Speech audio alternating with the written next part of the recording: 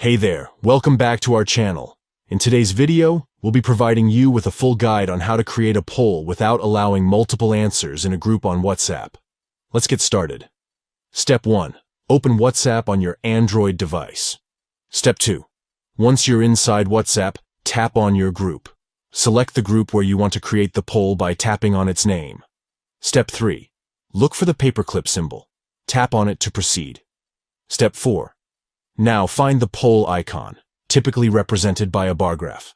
Give it a tap to access the poll creation feature. Step 5. Type in your question in the provided field, and then add the different options that participants can choose from. Step 6. To ensure that participants can only select one answer, turn off the Allow Multiple Answers option. This will restrict users from choosing multiple options. Step 7. Finally, when you're ready to launch the poll, simply tap on the play button. And there you have it. You've successfully created a poll without allowing multiple answers in your WhatsApp group.